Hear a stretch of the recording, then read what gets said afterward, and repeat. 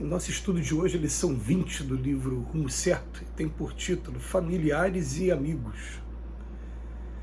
No torvelinho das preocupações em torno dos familiares queridos, pausemos de algum modo para enxergá-los não com os olhos da afeição possessiva, e sim na posição de criatura de Deus, como são tanto quanto nós. Queríamos talvez que eles crescem por nossos padrões, no entanto eles possuem caminhos outros, pelos quais chegarão as mesmas fontes da fé em que se nos apoia a existência. Desejávamos que pensassem pelas ideias que nos orientam à estrada, mas trazem consigo vocações e tendências, ideal e visão muito diversas daqueles que nos caracterizam à margem. Aspirávamos a tê-los no mesmo trabalho que mais se nos adapta à maneira de ser, todavia nem sempre se destinam a fazer aquilo que nos compete realizar. Anelávamos situá-los nos figurinos da felicidade que nos parecem justos e aconselháveis. Entretanto, permanecem guiados pelo governo da vida para outros tipos de felicidade que ainda não chegamos a conhecer. Às vezes não nos conformamos ao vê-los sofridos ou inquietos, porém é forçoso considerar que, como nos ocorre, estarão carregando débitos e compromissos que nem nós e nem eles resgataremos sem dificuldade ou sem dor. Por tudo isso, aprendamos a observar nos entes amados criaturas independentes de nós, orientadas frequentemente noutros rumos e matriculadas em outras classes na escola da experiência. E, acima de tudo, reconhecendo quão importante se faz a liberdade para o desempenho das obrigações que nos foram assinaladas, saibamos respeitar neles a liberdade que igualmente desfrutamos perante as leis do universo, a fim de crescerem e se aperfeiçoarem na condição de livres filhos de Deus.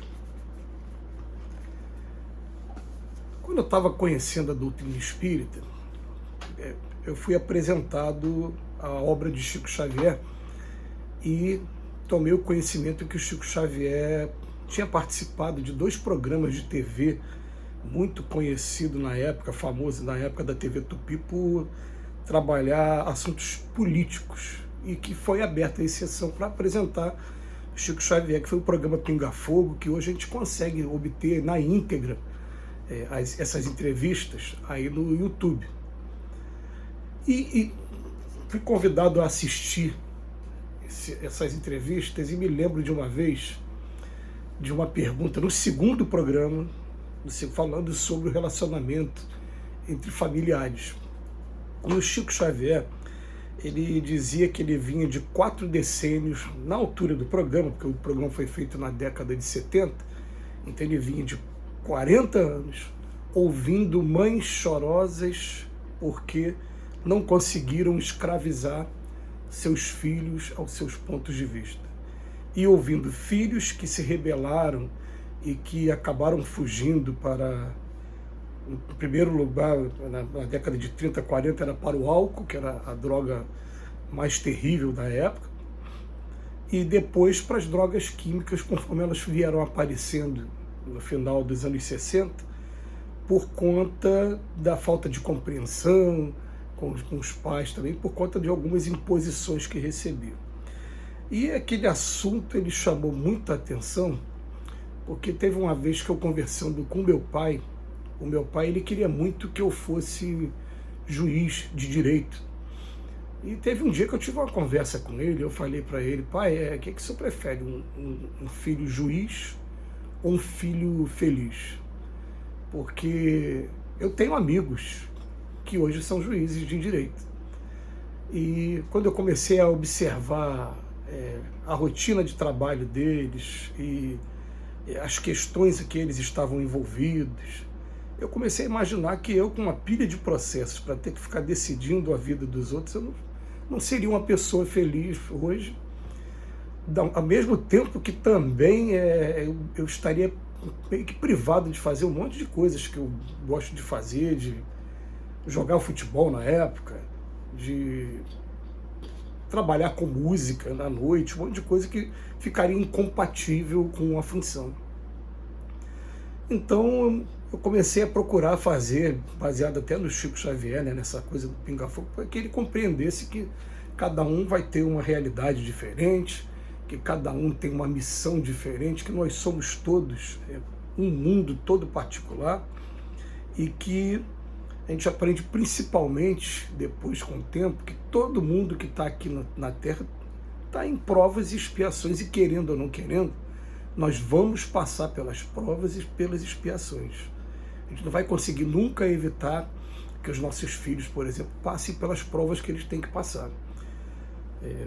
A minha filha teve que fazer uma cirurgia e colocou 26 parafusos na coluna com 13 aninhos de idade. Hoje está com 20 anos de idade. Ela, quando completou 13 anos, teve uma escoliose dupla que os médicos foram unânimes. Ele cresceu muito rápido, tinha que fazer aquilo. E é uma coisa que está além do nosso alcance, a gente tem que fazer. Por mim, a gente não teria feito, mas foi o que apareceu, e depois a gente até recebeu um incentivo da espiritualidade, dizendo para a gente, olha, sorte a dela que você tem condição de ajudar, e ela tinha que passar por isso. Aliás, eu me lembro até da minha filha, teve um momento de lucidez que até assustou. Na época dela se virar para mim e falou, pai, eu tenho que fazer essa cirurgia, pai. E porque a gente dá dúvida, né? Eu tenho que fazer. E aí, nessa época, eu lembrei muito de uma música do Beatle Paul McCartney, daquela obra solo dele. Ele lançou um álbum que tem uma música chamada Put It There. Put It There.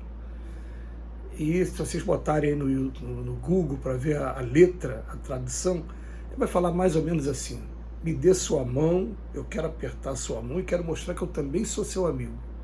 Isso era um pai falando para o filho, tá? E você vai entender, se eu puder tornar as coisas mais fáceis, vai ser tudo o que importa para mim. Mas aperta a mão aqui. Pode pesar 1 tonelada. É o pai falando para o filho. Mas eu não me importo se pesar 1 tonelada, contanto que eu esteja junto contigo, aperta aqui, aí eu me emociono, né? E eu falei, vai ter situações que eles vão passar e que vai ser tonelada mesmo, mas é a prova deles. É a prova deles, e a gente tem que estar aqui do nosso lado, procurando apoiar e procurando respeitar os pontos de vista dele.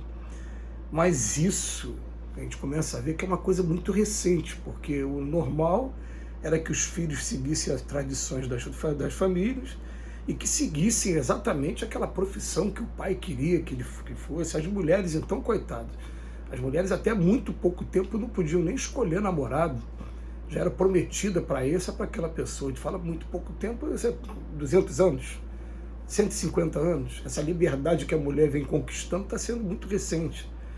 E a gente vai percebendo que os nossos familiares também são espíritos. Tem um dos livros lindos da doutrina espírita, que é um livro do Hermínio Miranda, fala, nossos filhos são espíritos. O tema do livro é esse. E você começa a ler, e você fala, pô, quem são nossos filhos? Espíritos enviados por Deus sobre a nossa tutela agora, nesse momento. E, como diz lá Santo Agostinho, no capítulo 14 do Evangelho, na ingratidão dos filhos, do Evangelho segundo o Espiritismo, ele fala assim, toda a nossa missão consiste em aproximar esse Filho de Deus o máximo que a gente puder. Então a educação moral, aquele conjunto de hábitos adquiridos, como diz Allan Kardec da Lei do Trabalho, é obrigação nossa. A gente criar o costume de se fazer oração, o costume de frequentar uma religião, de estudar o Evangelho de Jesus acima de tudo, isso vai orientar todo o contexto da nossa vida. Agora, a profissão, por enquanto minhas filhas não tomaram, a mais velha não tomou a profissão que eu achava que seria melhor, ela está tomando a profissão que faz ela feliz. E eu faço questão de bater isso lá. Você tem que fazer aquilo que vai te deixar feliz. Até nos relacionamentos mesmo. É isso que você quer? Eu vou te apoiar. Estou junto contigo. E a gente tem que procurar fazer dessa maneira para poder amenizar toda essa rebeldia, toda essa distância que existiu no passado entre pais e filhos. Eu conheço amigos da luta espírita, mesmo do trabalho espírita, que tem muita dificuldade no relacionamento com os filhos, mas eles são espíritos, nossos familiares são espíritos. Que Jesus nos abençoe hoje e sempre.